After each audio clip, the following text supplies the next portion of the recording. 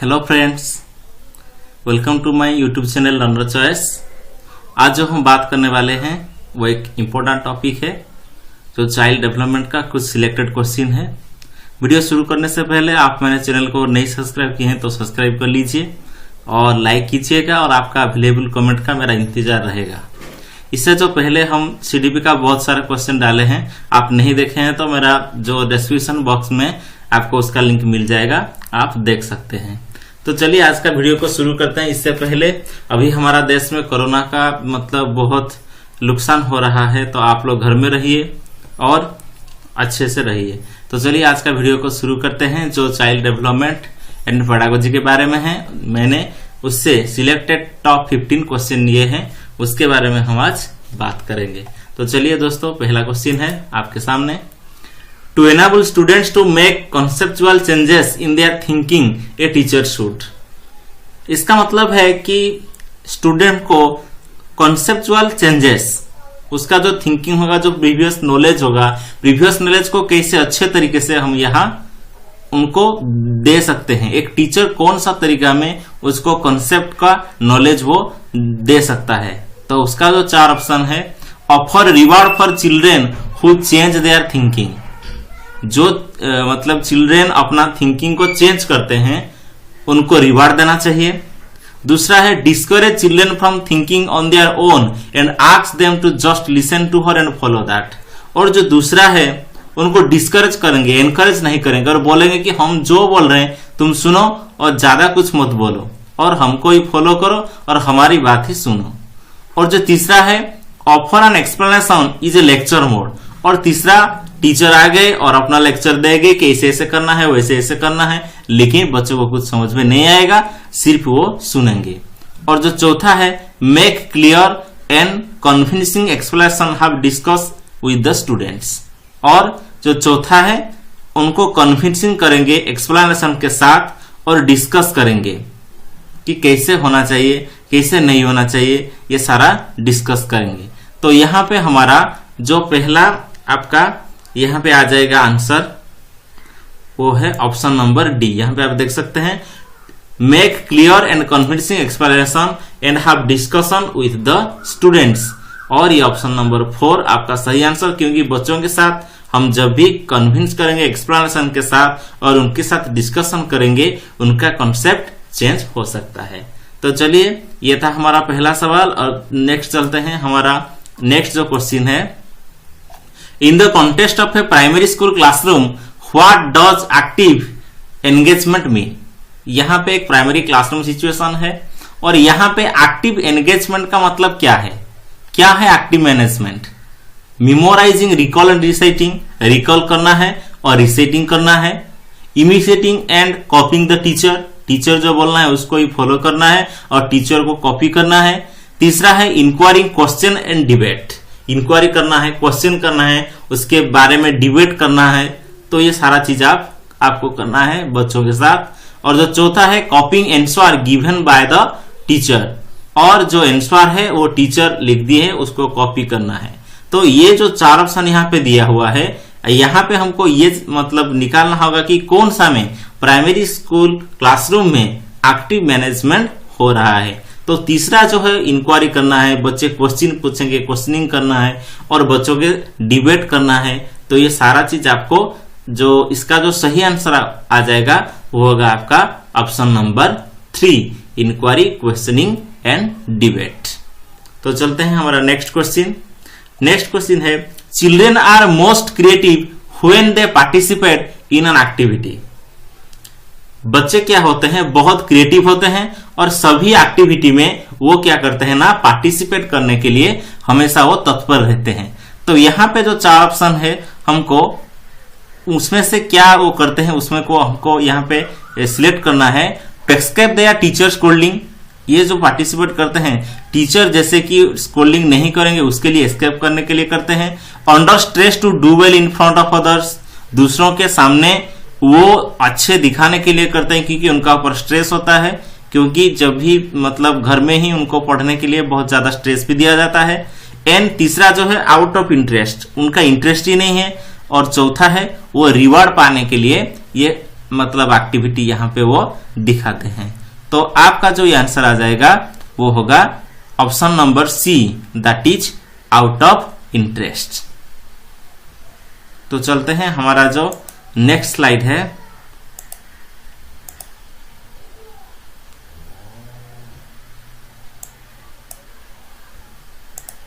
Question number 4, most classroom in India are multilingual and there needs to be seen as dash by the teacher. यहाँ पे जो classroom होता है हमारा India में वो मल्टीलिंगुअल होता है और टीचर को किसका जरूरत है? पहला जो ऑप्शन है ये बोथर की जरूरत है, या ये प्रॉब्लम है टीचर के लिए, तीसरा है रिसोर्स की जरूरत है और चौथा है अन ऑब्स्ट्रैकल। यहाँ पे टीचर को बहुत ज्यादा ऑब्स्ट्रैकल होता है। तो इसका जो सही आंसर आएगा आपका 4 नंबर का वो हो जाएगा सी, रिसोर्स। यहाँ पे टीचर की मतलब रिसोर्स की बहुत कमी रहती है, इसलिए वो बच्चे से अच्छे तरीके से नहीं पढ़ा सकते। तो यहाँ पे आपका जो आंसर आ जाएगा वो होगा मतलब option number C, a resource. चलते हैं हमारा नेक्स्ट क्वेश्चन को, question number 5, mistake and errors made by students. जो मिस्टेक और एरर ये दोनों क्या करते हैं? स्टूडेंट कर लेते हैं, चाहे वो कोई भी क्वेश्चन का एरर कर लेते हैं और कभी कभी जब वो एडिशन करते हैं या सब्ट्रैक्शन करते हैं, कोई भी चीज कर रहे हैं तो वहां पे उन लोगों का मिस्टेक हो जाता है। तो इसमें से आपको कौन सा मतलब लग रहा है? पहला है are a wonderful opportunity to level children as week और अंडरस्टैंडिंग। यहाँ पे आपको एक अपॉर्चुनिटी मिल गया कि किसको वीक स्टूडेंट बोले और किसको आउटस्टैंडिंग स्टूडेंट बोले। दूसरा है यार indicative of the failure of the teacher and the students. यहाँ पे आप टीचर का और स्टूडेंट दोनों का फेलियर मान सकते हैं।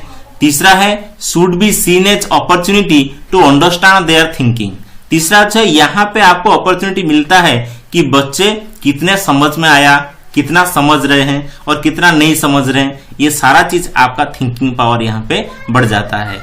और जो चौथा है should B sharply dealt with, और ये मतलब जो है एरर्स और मिस्टेक उसको जो स्टडी में अलग कर देता है। यह है चौथा ऑप्शन। तो यहाँ पे जो ऑप्शन नंबर सी है वो बहुत ज्यादा ठीक है, क्योंकि यहाँ पे टीचर को अपॉर्चुनिटी मिलता है कि स्टूडेंट कहाँ कहाँ मिस्टेक कर रहा है, कहाँ कहाँ एरर्स कर रहा है, उसको फिर रिमेडियल टीचिंग कैसे देंगे, ये सारा चीज इसको मतलब उनको समझ में आता है और वो फिर इम्प्लीमेंट करते हैं। तो ये था आपका जो 5th क्वेश्चन, उसका आंसर है ऑप्शन नंबर सी। उसके बाद चलते हैं हमारा next question,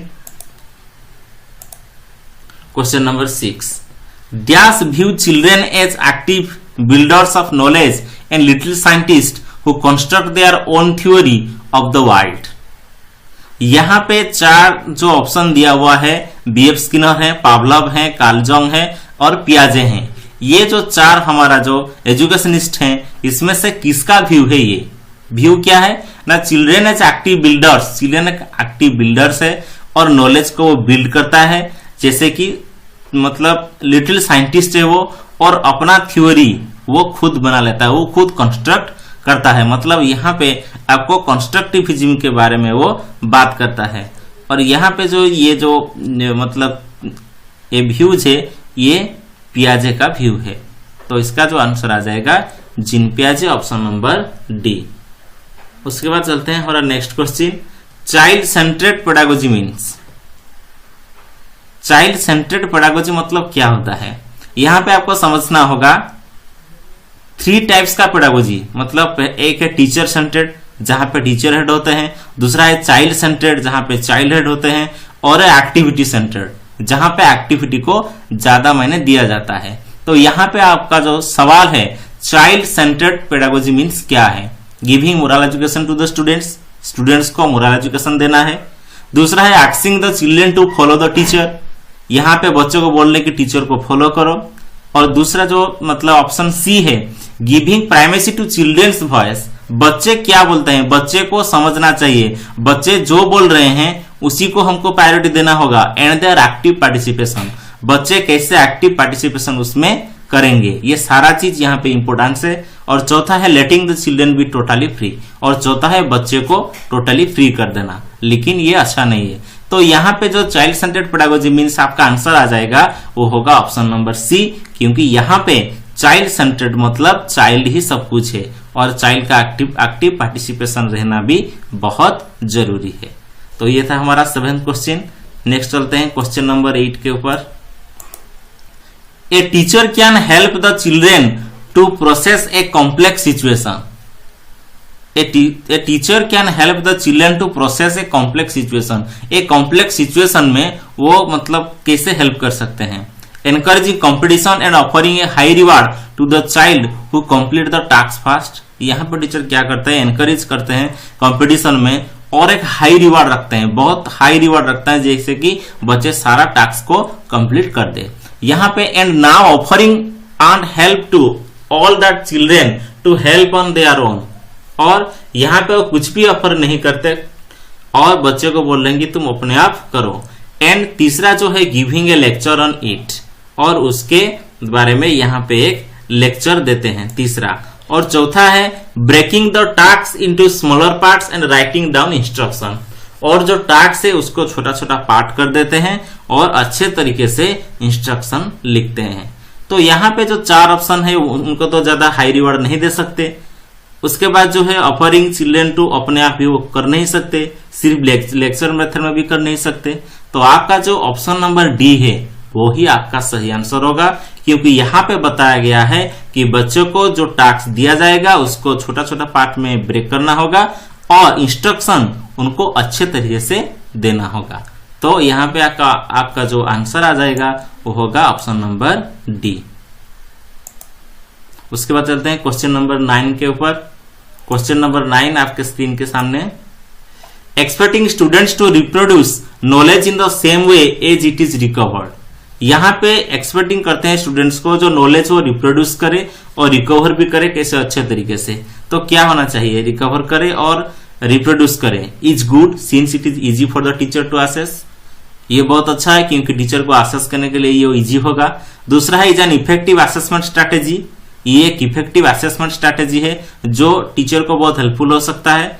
is problematic because individual interpret experience and do not reproduce knowledge it is received. और जो तीसरा यहाँ क्या बोल रहा है तीसरा ऑप्शन की, ये बहुत प्रॉब्लमेटिक है और इंडिविजुअल सभी एक्सपीरियंस को एक साथ नहीं ले सकता और सभी नॉलेज को जितना भी वो रिसीव किया है वो रिप्रोड्यूस नहीं कर सकता और सारा चीज रिसीव भी नहीं कर सकता।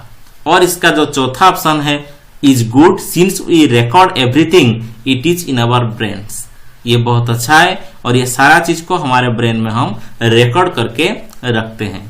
तो 9 का जो आपका आंसर आ जाएगा वो सी होगा, क्योंकि यह बहुत प्रॉब्लमेटिक है और सारा चीज को हम गेन नहीं कर सकते और सारा चीज भी रिसीव करके उसको रिप्रोड्यूस करना बहुत आसान बात नहीं है।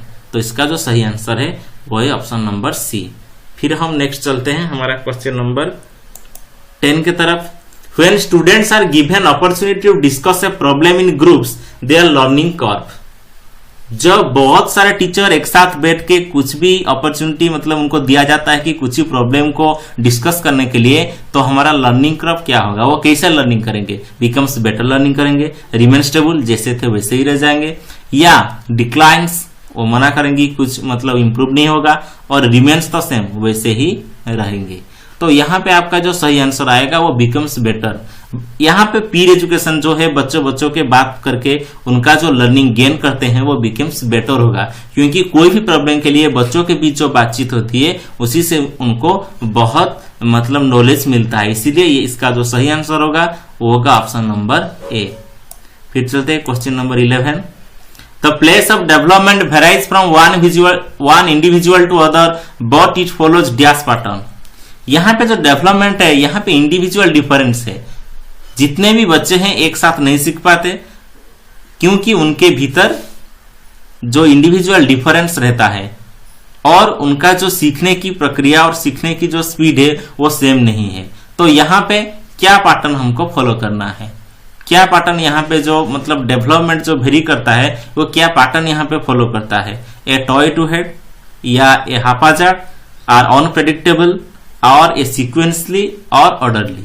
ये जो 4 ऑप्शन दिया हुआ है इसका जो लास्ट ऑप्शन है ये सीक्वेंस में जाता है। ऐसे ही बच्चों को समझ में नहीं आता है कि सपोज यहाँ पे हम एडिशन और सब्ट्रैक्शन सिखाए नहीं है फिर आप डिवीजन सिखा दिए, तो सीक्वेंस और ऑर्डर ये दोनों खराब हो गया, क्या क्योंकि उनको समझ में नहीं आएगा, उसको तो एडिशन ही पता नहीं है, सब्ट्रैक्शन पता नहीं, आपको वो डिवीजन कैसे करेगा, तो यहाँ पे वो प्रॉब्लम हो सकता है। तो उनको जो फॉलो करना है वो है सीक्वेंशियल एंड ऑर्डरली। चलते हैं हमारा नेक्स्ट क्वेश्चन के तरफ, जो क्वेश्चन नंबर 12 है। क्वेश्चन नंबर 12 में आता है which one of the following is correct about development. यहाँ पे जो 4 स्टेटमेंट दिया हुआ है उसमें से डेवलपमेंट के बारे में कौन सा सही है। Development begins and and at birth, development शुरू होता है और बर्थ में एंड हो जाता है, बर्थ में शुरू होता है और एंड होता है।